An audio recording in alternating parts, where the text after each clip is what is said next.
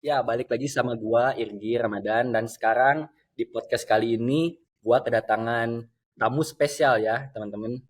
Bisa dilihat namanya Jahara Salsabila. Nah, jadi dia itu dulu tuh temen sekolah gua waktu SMA. Sekarang dia lagi tinggal di Jepang, kawan-kawan. Nah, gimana cerita selanjutnya? Mari kita ulik di podcast kali ini.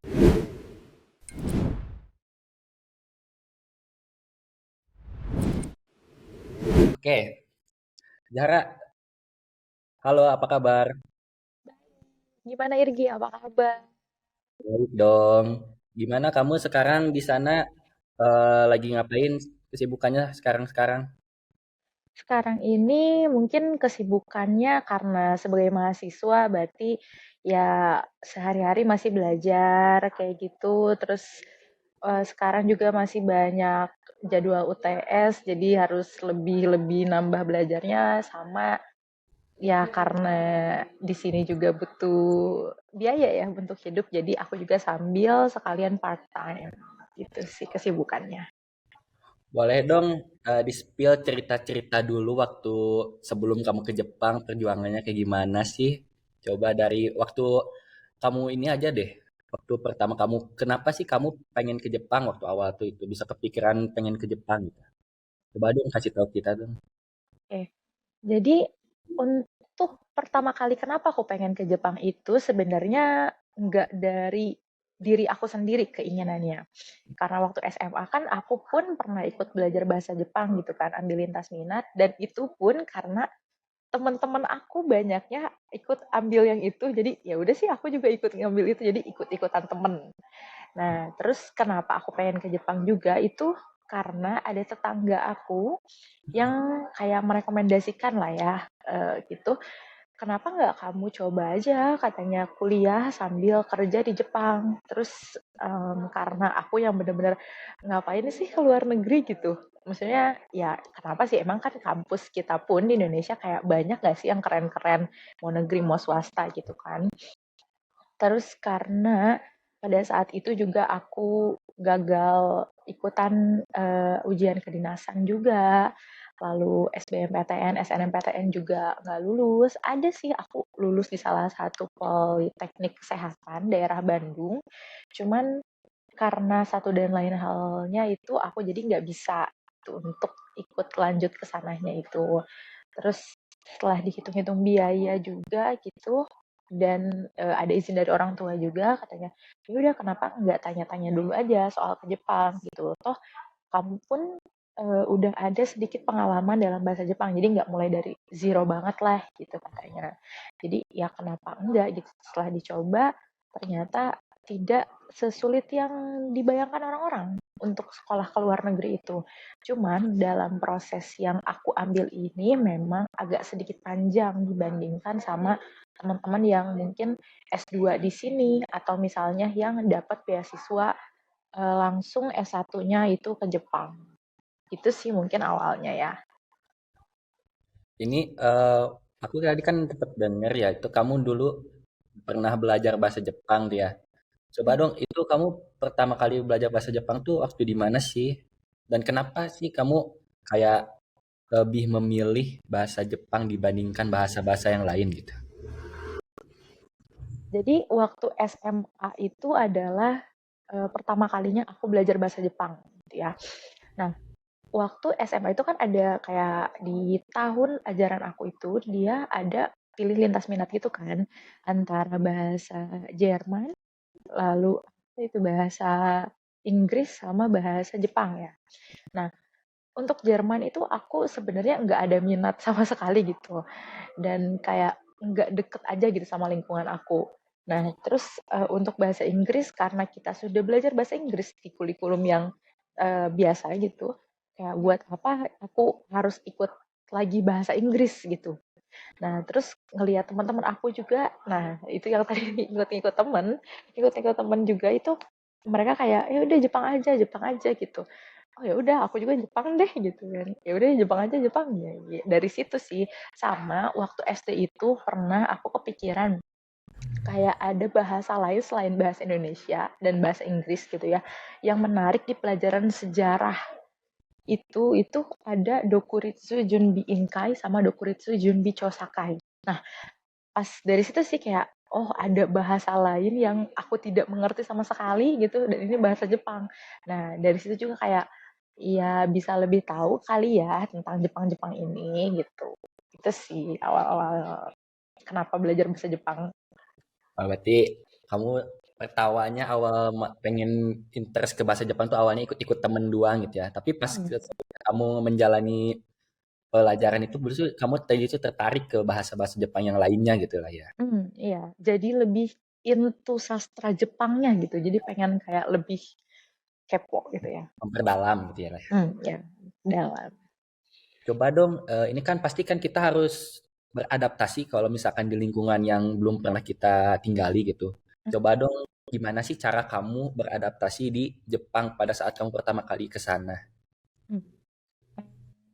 Kalau misalnya untuk waktu ya, waktu itu kita berarti kan yang pertama tuh kita harus memahamin waktu mereka itu beda sama waktu di Indonesia ya. Kayak misalnya setiap musim yang kayak gitu, itu kan pergantian waktunya benar-benar kayak agak luas ya. Jadi jam 8 pada saat musim panas tuh jam 8 malam masih terang banget gitu. Sedangkan kayak di Indonesia kan gelap banget. Nah, saat sekarang lagi kayak musim dingin, ini tuh jam 5 sore aja udah gelap banget kayak gitu.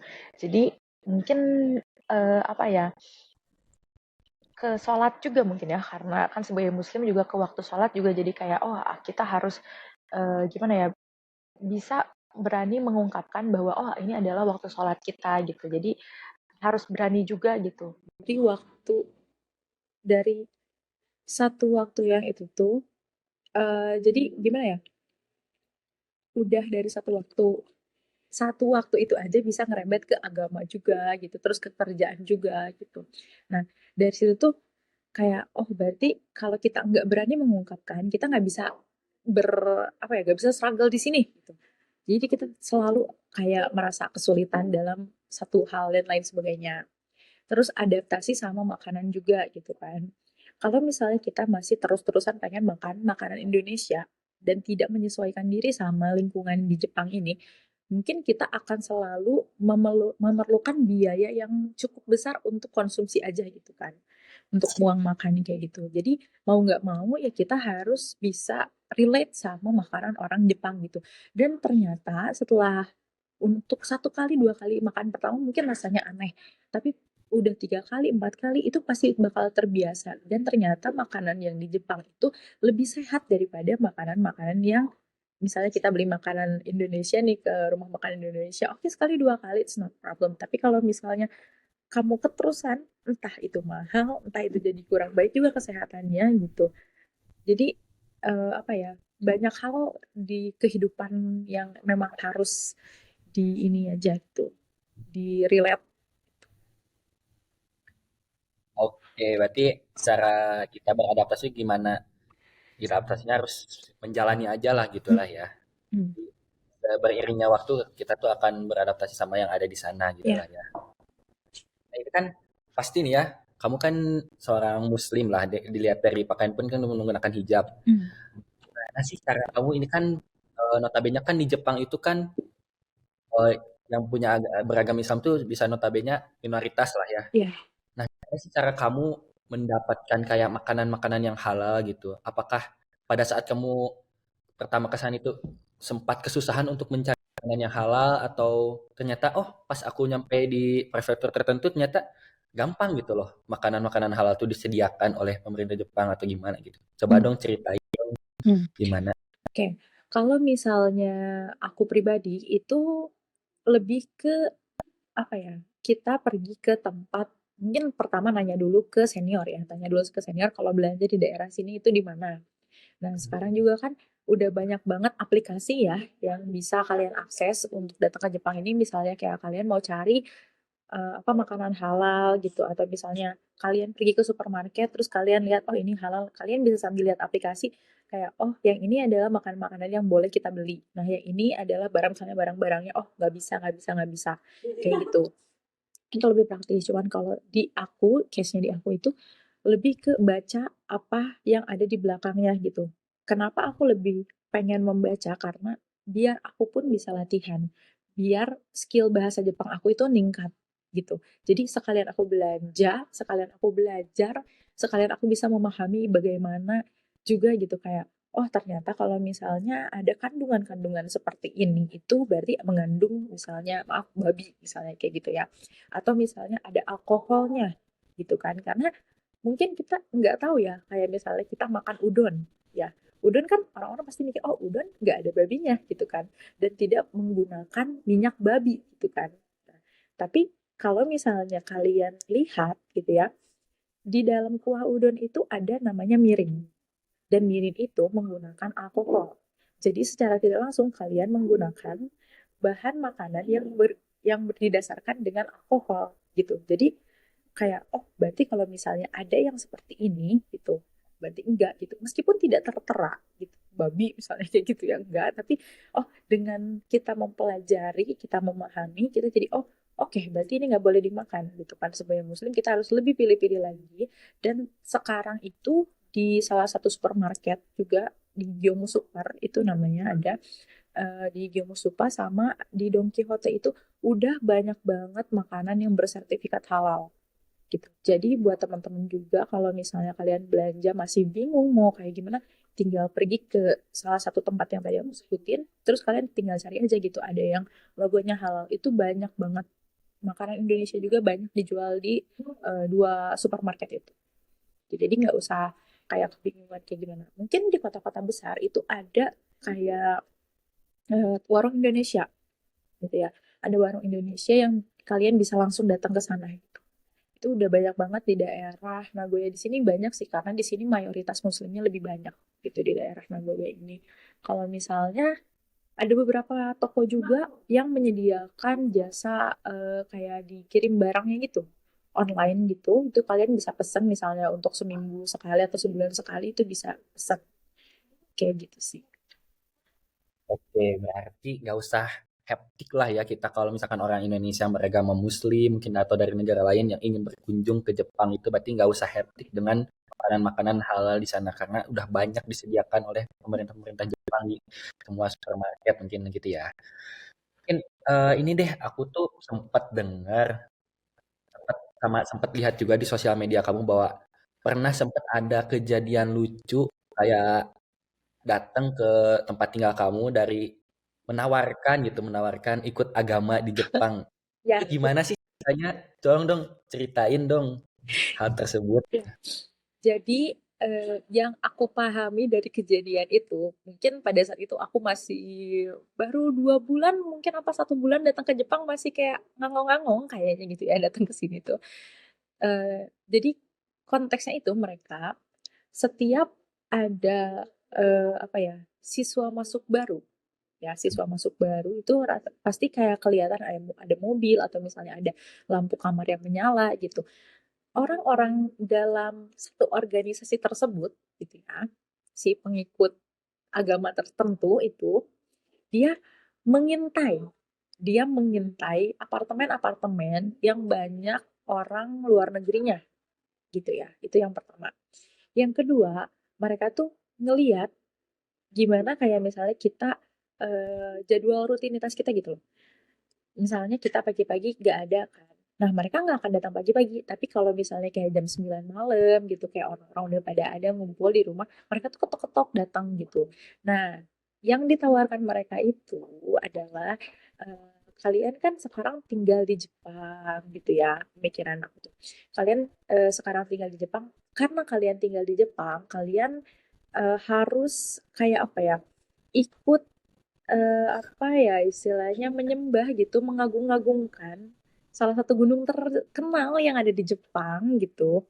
Untuk apa? Untuk kalau misalnya kalian terjadi gempa, terjadi hal-hal yang tidak diinginkan, bencana alam seperti itu, kalian bisa meminta tolong kepada dewa yang tinggal di sana gitu untuk keselamatan kalian gitu. Jadi lebih ke ayo kita berdoa ke gunung sana dengan memuja-muja gunung sana karena gunung yang agung tersebut gitu mempunyai dewa yang akan melindungi kalian selama kalian berada di Jepang ini.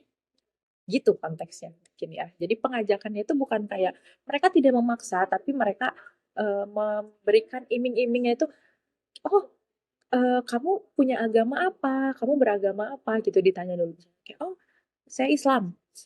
Oh, kemarin juga ada orang Indonesia yang beragama Islam masuk ke agama kita. Terdengar lucu sepertinya gitu, tapi kayaknya gitu orang Indonesia yang beragama Islam mendengar hal seperti itu akan kayak gitu ya sih sebenarnya ya kayak cuman kayak ya mungkin kita daripada kita mendebat mereka kalian bisa aja bilang kayak maaf aku nggak ada waktu gitu jadi kayak kalian ngekat obrolannya di situ dan ya udah gitu bakalan dia pun dengan sendirinya bakalan pergi gitu kayak gitu dan mereka tuh menandai kamar-kamar yang waktu itu kayak ini gue kereject nih di sini kayak gitu jadi mereka nggak akan datang dua kali ke situ gitu jadi kalau misalnya kalian misalnya nih ada yang terbaru si caranya tuh kayak gini maaf saya nggak ada waktu kapan ada waktunya nah ditanya kayak gitu kapan ada waktunya kayak gitu kalau misalnya maaf saya nggak minat nah berarti kalau misalnya saya nggak minat berarti udah benar-benar cut di situ selesai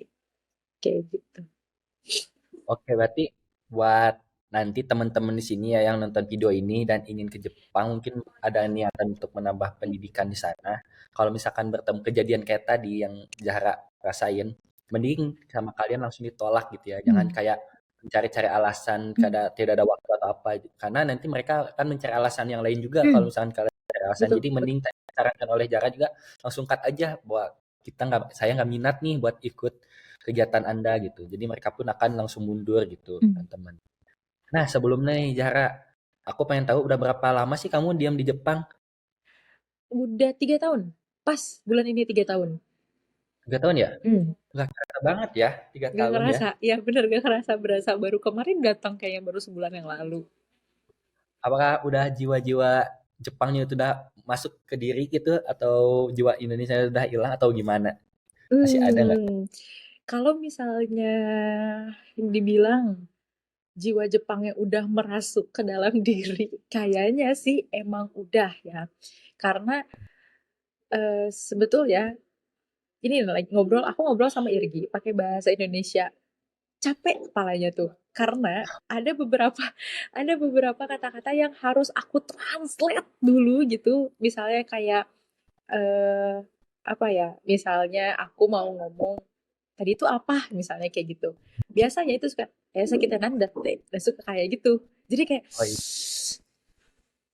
aku menahan untuk tidak ngomong bahasa Jepang gitu jadi iya gitu terus kalau misalnya tadi kayak Indonesianya udah hilang malah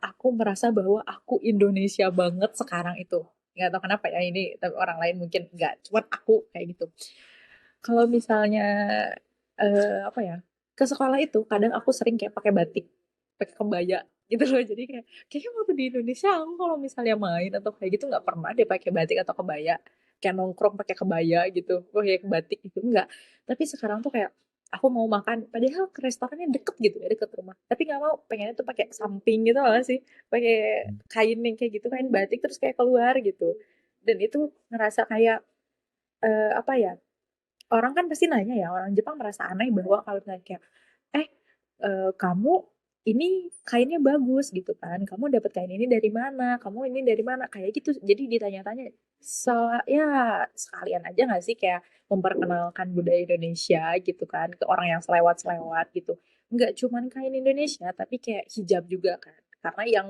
paling mentereng tuh kayaknya hijab gitu kan kepala gitu dan mereka suka tanya kamu kok pakai itu kamu untuk apa kayak gitu mereka kiranya aku pakai ini karena dingin gitu jadi kan kayak oh kayak ini dingin ya kayak gitu enggak ini memang karena ada tuntutan agama gitu untuk ya aku jelasin bla bla bla dan mereka kayak oh itu ya gitu kayak gitu jadi untuk Indonesia itu pasti kayak masih malah akhir-akhir ini menggebu-gebu ya entah kenapa gitu.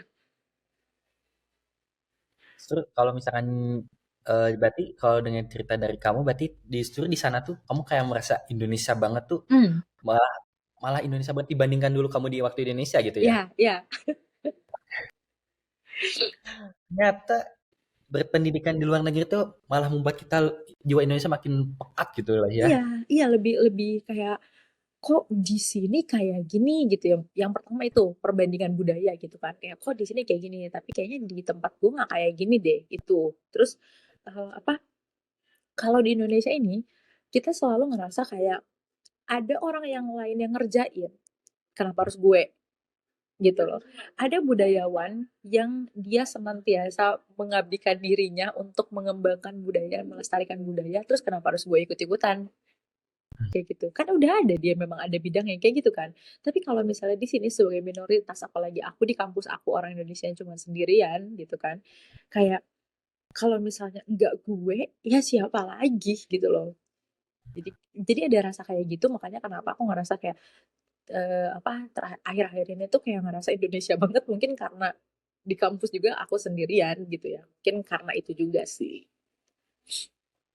Yang ngomongin tadi kan kamu sempat ngomongin tentang kampus kamu. Nah, Hmm. sekarang kita pengen tahu dong, kamu sekarang menjenjang pendidikan di kampus mana sih di Jepangnya kalau boleh tahu gitu.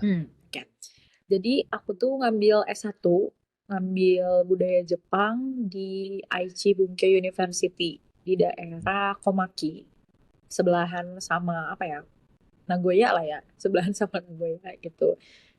Jadi nggak begitu jauh juga dari kota-kota besar di Jepang. Dan ya sekarang masih tahun pertama sih. Tahun pertama. Mau ujian nanti bulan Januari. Kalau lulus berarti naik tahun kedua. Kalau ini deh, tadi kan baru tahun pertama ya. Kalau Hmm. sistem pendidikan di Jepang kayak di kampus itu sama kayak di Indonesia nggak yang notabene itu 4 tahun untuk perkuliahan atau sama mungkin di Jepang 4 tahun juga atau bagaimana coba? Hmm. Kalau di Indonesia tuh kan berarti kan 4 tahun ya. Nah, kalau di Jepang juga sama 4 tahun. Tapi kalau di Jepang ini itu dia mau tidak mau harus 4 tahun atau lebih gitu. Jadi nggak bisa 3,5. Kan kalau di Indonesia ada ya 3,5 tahun, ada yang 3 tahun gitu kan. Wah, keren-keren banget lah orang-orang gitu. Kalau di sini tuh wajib 4 tahun atau lebih dan maksimalnya itu 8 gitu. Sama mungkin kalau semesterannya ya karena di sini kan bedanya itu kalau Indonesia masuknya kapan sih Gi? Aku nggak tahu kalau Indonesia mulai semesternya tuh. Kalau di Indonesia sih kebetulan berbeda-beda ya. Kalau di Indonesia juga itu Oh, gimana beda. kebijakan kayak di kampusnya gitu ada. Kadang ada semester genap mulai di bulan Februari, ada yang dimulai dari bulan Maret. Jadi itu kalau di sini tergantung kebijakan kampusnya gitu. Kalau Hmm, di Jepang berarti tergantung pemerintahan Jepang atau gimana? iya, kalau misalnya di Jepang itu kita semuanya sama. Kalau Oh, misalnya eh, apa semester ganjil itu kita mulainya dari April gitu. Nah, terus nanti selesai itu bulan Agustus gitu. Jadi memang agak sedikit pendek karena di Jepang tuh banyak banget liburnya. Bener-bener banyak banget dari mulai Golden Week lah, Natsuyasumi lah gitu kan, Summer Holidays, terus kayak nanti juga ada yang winter, terus nanti ada apa lagi, ya banyak banget lah. Haru itu yang, pokoknya banyak banget liburnya.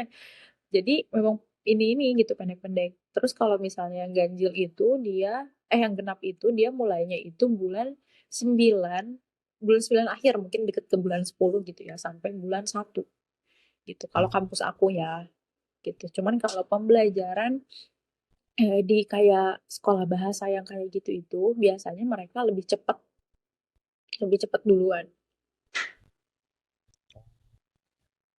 ini kan kalau misalkan di sana kan tadi udah ditentuin kayak gini lah kalau di Indonesia mungkin kayak sekolah SD, SMP, SMA yang Hmm, udah ditentuin oleh pemerintah gitulah ya. hmm, Yang notabene misalkan semester ganjil di bulan ini, hmm, bulan Juli, dan hmm, semester genap mulai Desember gitu. ya. Mungkin lebih ketat di sana gitu ya ditentuin pemerintah.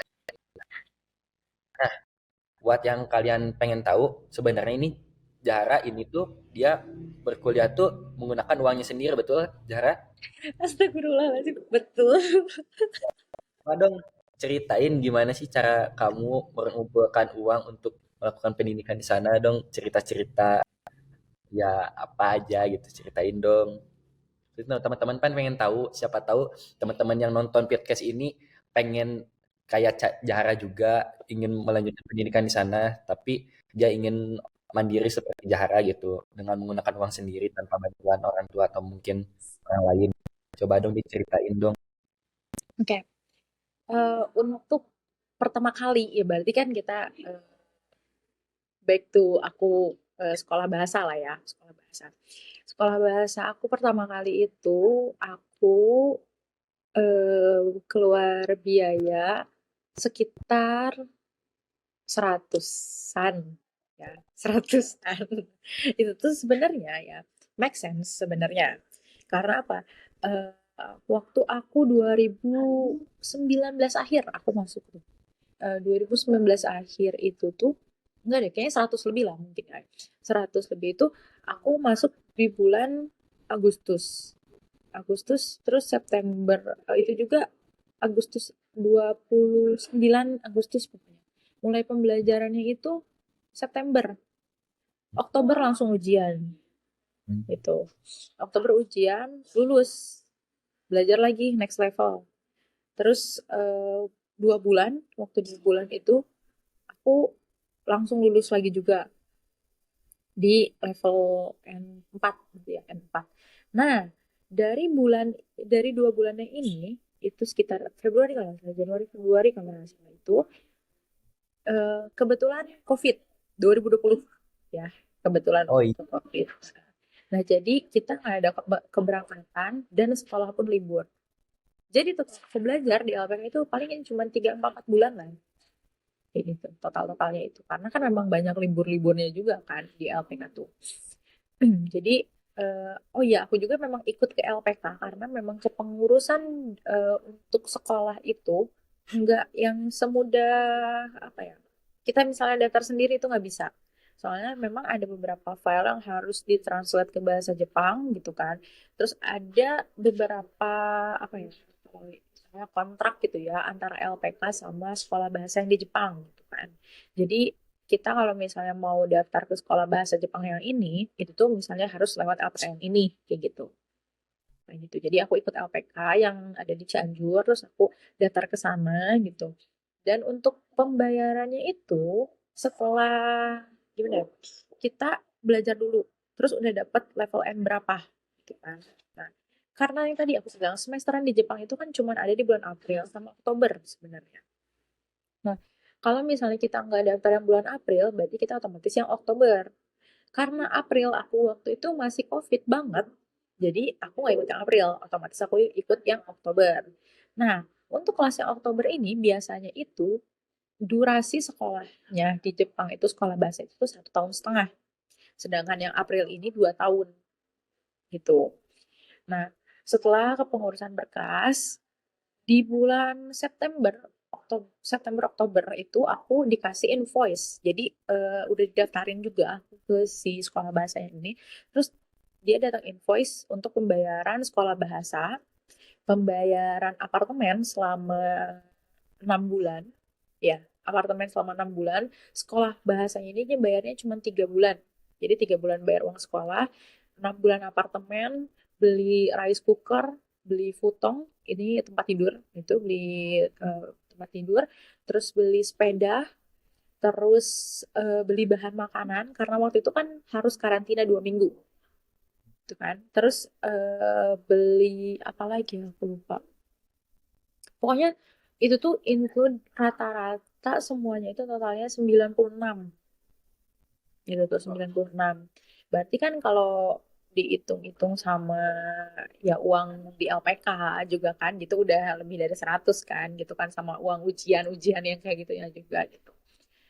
Terus setelah data invoice itu berarti kita udah itu udah termasuk tiket pesawat.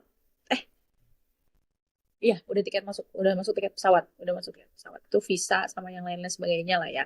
Paspor bikin juga baru kayak gitu semuanya. Jadi untuk modal kalian mau masuk ke apa ke Nihongo Gakko-nya itu, ke sekolah bahasa itu kira-kira butuh 100-an gitu ya. Itu aman. Jadi kayak kalian punya 100 aman gitu kalau ini tuh.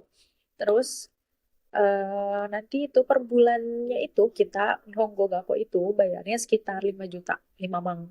5 mang per bulannya itu untuk uang sekolahnya. Kalau misalnya kalian ikut ke asrama sekolah, itu lebih murah lagi. Kalau kamarnya berdua, kalian air, listrik, gas sama kamar itu cuman sekitar berapa ya? 18, 25, sekitar 25 ribuan. Tapi kalau misal, jadi 2.500.000 lah ya, 2.500.000 kalau Indonesia. Tapi kalau misalnya kalian ikut, kalian kamarnya sendiri, itu sekitar 3,5 juta. Jadi memang lebih mahal 1 juta. Kayak gitu untuk air, listrik, gas, sama kamar. Nah, itu juga terpisah sama si asuransi. Jadi kalian selama di Jepang juga harus bayar asuransi gitu kan. Karena kalau sakit atau kayak gimana itu lumayan di covernya itu 70% gitu. Jadi kita cuma bayar 30%-nya aja. Nah, asuransi ini juga berbeda-beda tiap orang. Kalau kalian datang pertama kali itu sekitar 140.000 rupiah lah ya gitu. Tapi semakin kalian mempunyai penghasilan, kalian nih part-time-nya banyak yang kayak gitu, itu semakin gede juga asuransi yang harus kalian bayar. Yang paling gede itu aku kemarin sampai 900.000 bayar bayar asuransi. Makanya tercekik ini sebenarnya gitu ya. Gitu. Jadi per bulannya itu bayar sekitar segitu. Terus kalau misalnya kalian kan butuh juga internet ya, kartu internet. Karena kalau misalnya kalian di Jepang itu kemana-mana kan memang banyak wifi gitu ya. Wifi dari pemerintah gratis di mana-mana gitu kan. Tidak usah risau. Cuman kalau misalnya kita sebagai pelajar gitu ya, apalagi independen kayak gini, itu tuh kalian harus punya nomor HP. Nah, kalau misalnya kalian mau beli nomor HP yang langsung kayak provider di Jepang kayak SoftBank, Y-Mobile, atau IQ Mobile dan lain sebagainya, itu tuh uang apa ya, eh, kayak bukan deposit apa ya, uang kontraknya itu sekitar 1,5 jutaan gitu untuk satu kartu aja gitu kan, belum kalian belum HP-nya, belum paketnya gitu kan. Nah, jadi emang harus kita banyak informasi, kita cari gimana dapat yang murah gitu. Dan aku dapat yang murah cuman kayak sekitar 300-400 ribu gitu dulu. Udah dapat langsung kartunya sama internetnya juga, dan telepon gratis, SMS gratis, internet juga ada, nelpon bisa, pokoknya gitu. Karena ada beberapa kartu yang nggak bisa telepon sama SMS, cuman internet doang. Nah, sebagai orang yang kerja harus bisa nelpon kan, gitu kan, nomor HP-nya nanti kan ditelepon. Nah, itu jadi mau tidak mau beli paket yang itu, gitu. Kayak gitu. Jadi ya dihitung-hitung lah sekitaran kalau 1 bulan itu untuk apartemen, air, listrik, gas, asuransi, kartu HP, sama bayar sekolah itu kita kayak sekitar 10 jutaan lah ya kayaknya. Kalau misalnya banget-banget gitu kayak gitu. Nah, itu kan berarti belum termasuk uang makan ya. Nah, di uang makan ini kalian harus hemat-hemat, jangan sering jajan-jajan gitu. Dan balik lagi, kalian dapat penghasilan segitu dari mana sih gitu kan? Pasti buat ada yang nanya, kalau 10 juta sebulan buat biaya kewajiban aja gitu, harus dapat berapa sebulannya? Nah, ini depends kalian kerjanya itu apa? Kerjanya di mana, kerjanya apa, gaji per jamnya berapa gitu. Ada satu tempat kerja yang gajinya 1.400 yen, sekitar 150.000 per jam kan. Berarti kalau misalnya sekitar 1 bulan itu dia bisa ngedapetin sekitar, kalau 28 ya, 28 jam kerjanya itu sekitar 18 juta sampai 19 juta gitu kan. Jadi ya kalian punya 10 ya ada 8 untuk hidup gitu kan. Ada 8 untuk hidup, 8 juga itu tuh berarti udah hidup sama nabung. Kayak gitu kan. Karena kan kalian udah dari Nihongo Gakko itu kalian mau kemana gitu. Jadi kalian memang dari awal mungkin milih kerja itu harus dipikirin sampai ke sejauh itu. Gimana saya nabung? Gimana saya harus memenuhi kewajiban pembayaran ini gitu kan. Gimana kalau misalnya nanti 1 2 waktu kayak misalnya sakit kayak gitu, gimana uangnya, kayak gimana dana darurat gitu kan. Nah, itu jadi harus dipikirin juga kalau misalnya teman-teman mau sekolah ke sini terus part time-nya itu di mana gitu. Terus kalau misalnya apa di part time itu tuh gajinya berapa gitu. Jadi harus dipikirin gitu. Terus kalau misalnya udah kekumpul, berarti itu yang Nihongo Gakko selesai lah ya. Intinya sih itu. Nah, pas mau lulus Nihongo Gakko itu, kalian juga harus ikutan tes-tes bahasa lagi. Yang pertama itu kan ada tes misalnya kita punya N4 ya, pas mau masuk ke Nihongo Gakko. Minimal kalian N2 lah lulus ya. Lulus tuh N2 untuk mau masuk universitas. Kalau kalian mau masuk Senmong Gakko, itu N3 juga nggak apa-apa. Kayak gitu. Nah, itu juga harus dipikirin biaya untuk ikut tesnya. Terus kalau mau masuk ke universitas, ada tes yang namanya IJU. Nah, untuk tes IJU ini karena diadakannya cuma setahun 2 kali, gitu kan. Nah, kalian juga harus memikirkan gimana aku mau daftar ke situ gitu. Karena tes IJU ini kalau nggak salah ya di Jepang itu harganya sekitar 1 juta untuk bahasa Jepang aja. Tapi kalau bahasa Jepang dan tambahannya misalnya kayak kalau Indonesia tuh sosum sama saintek ya. Nah, kayak gitu. Kayak gitu, kalian mau ngambil sosum atau saintek itu nambah lagi 5.000 gitu. Jadi kalau misalnya kalian udah nambah lagi 5.000, mau ikutan dua-duanya juga boleh. Kayak gitu. Terus ya biaya itu sama mungkin biaya untuk masuk ke ini, ke kuliah. Kayak gitu. Biaya masuk kuliahnya misalnya berapa gitu kan dihitung-hitung kayak gitu. Sama, nah kalian juga nggak boleh ganti-ganti opsi untuk masuk universitas karena setiap universitas itu biayanya beda-beda. Jadi biar sama aja budget nabung kalian selama ini sama nanti kalian mau masuk ke sini biayanya segini gitu. Itu sih kayaknya kalau untuk biaya ya agak membludak tuh kayaknya kalau pas masuk sama pas keluar sama mau masuk lagi itu sih.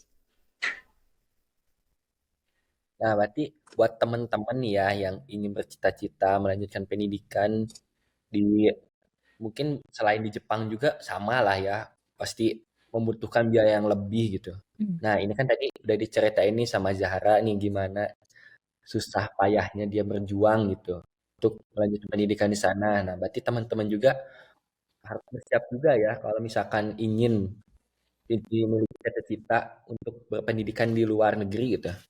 Harus siap mental juga berarti. Nah, aku penasaran nih kan, pasti kan di sana tuh orang Indonesia bukan cuman kamu doang kan ya? Nah, gimana sih cara kamu berkomunikasi dengan teman-teman yang juga ikut berpendidikan di sana gitu, yang orang Indonesia juga gitu? Kan tadi kan kalau misalkan di kampus kamu ini kan cuman kamu orang Indonesianya. Nah, pasti kan kamu punya teman orang Indonesia juga kan pas di Jepang. Gimana sih cara kamu berkomunikasi dengan teman-teman itu gitu? Oke. Jadi buat yang pertama itu mungkin aku ngeliat senpai aku dulu ya. Karena kan aku cuman kenal sama senior. Cuman kenal sama, karena udah bahasa Jepang lagi. Aku kayak ke senior aku dulu gitu kan, ke senior. Nah, terus kayak aku tanya-tanya kalau misalnya aku mau ke sini gimana, maksudnya ke sini kayak gini gimana. Lebih ke kayak gitu sih. Terus udah nanya ke senior, aku kayak karena kan di sini banyak sosial media ya, di Jepang juga mereka pada pakai sosial media dan apalagi Instagram gitu. Nah, mereka itu pasti bikin kayak official account. Salah satunya itu misalnya kita ikut ke Persatuan Pelajar Indonesia.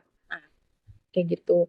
Terus bisa ikut juga gitu kayak ada event-event Indonesia gitu misalnya kayak ada Bunka ini Indonesia itu kayak gitu tuh kalian bisa ikutan gitu jadi eh, misalnya ada jualan makanan atau kalian misalnya punya bakat atau minat tentang budaya-budaya Indonesia terus pengen show up ke teman-teman yang ada di Jepang yang kayak gitu itu bisa ikutan dan dari situ kalian bisa lebih banyak kenal orang-orang Indonesia gitu.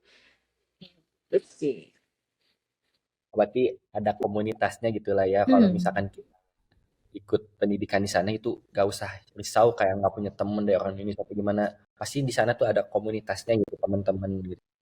Hmm. Nah ini aku pertanyaan terakhir ya buat Caca mungkin karena mungkin ada kegiatan lain juga Jai Zahra gitu ya.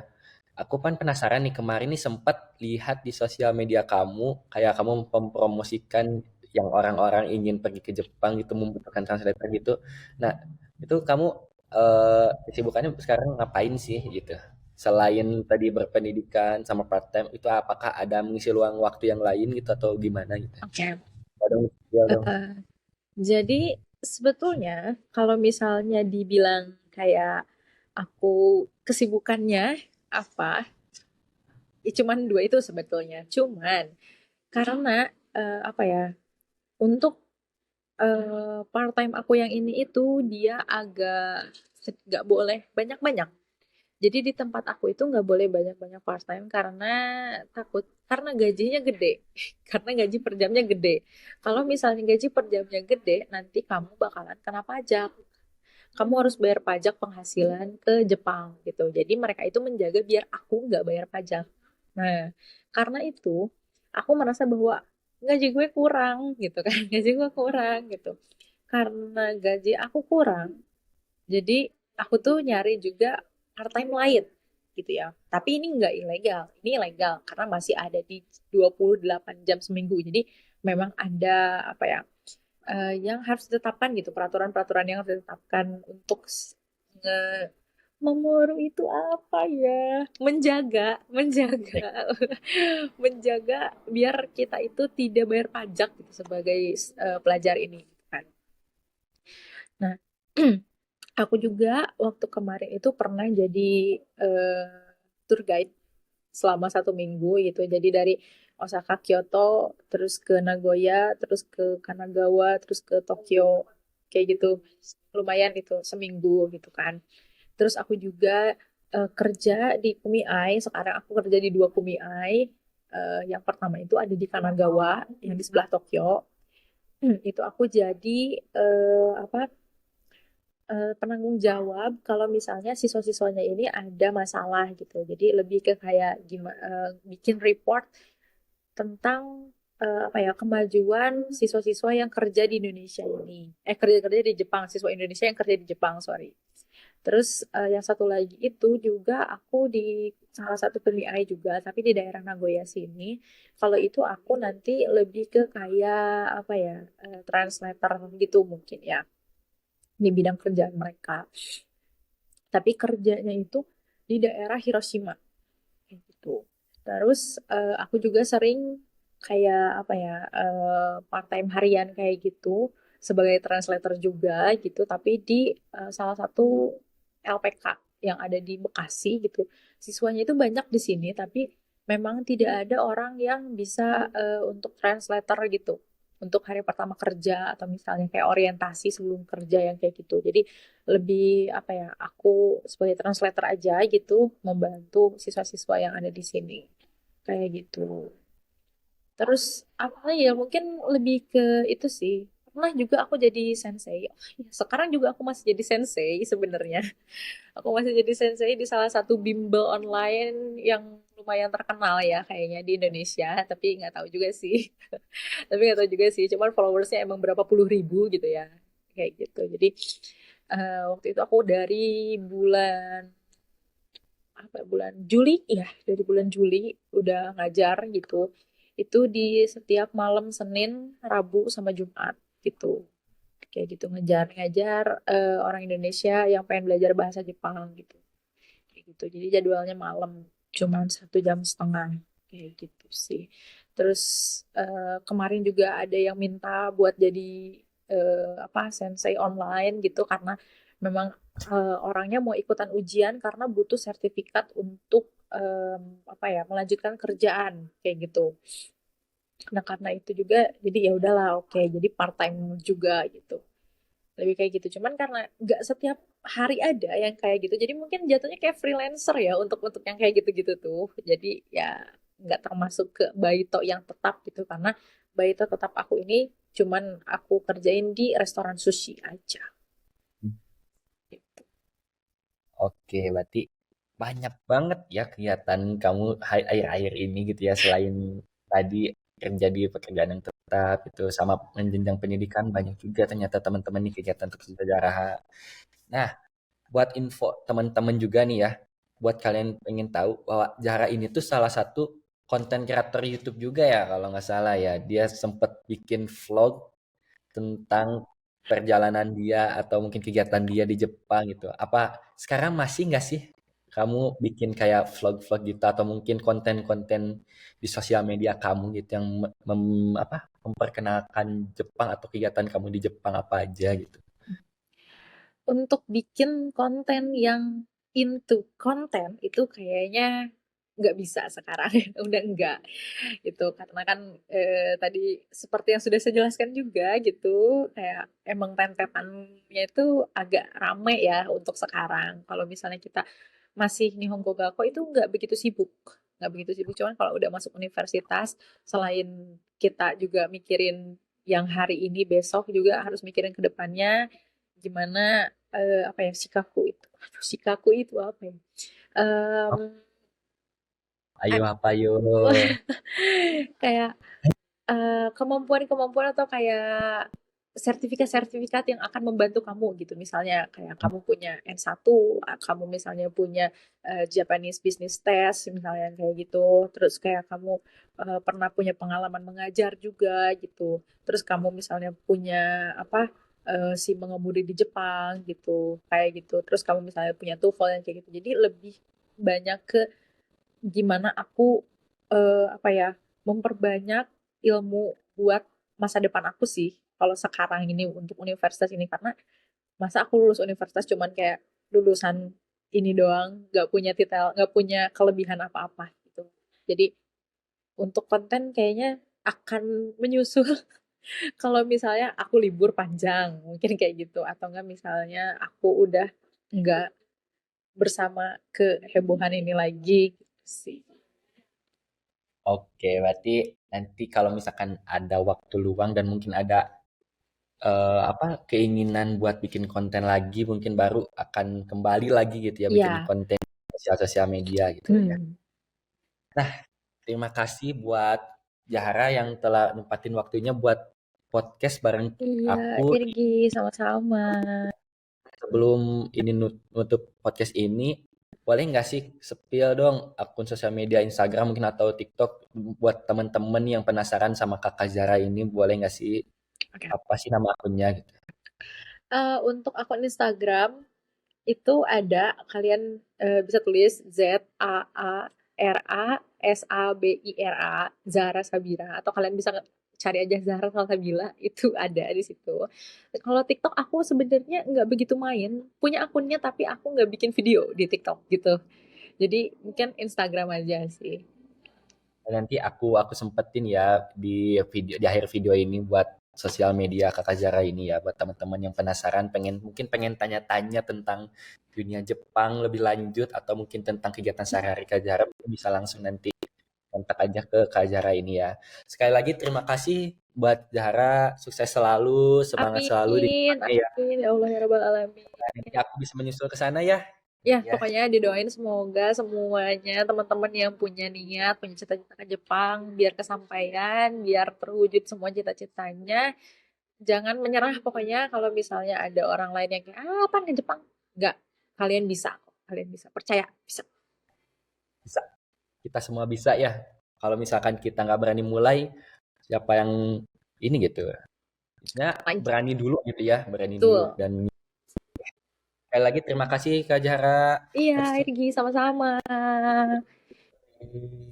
Sayonara minasan.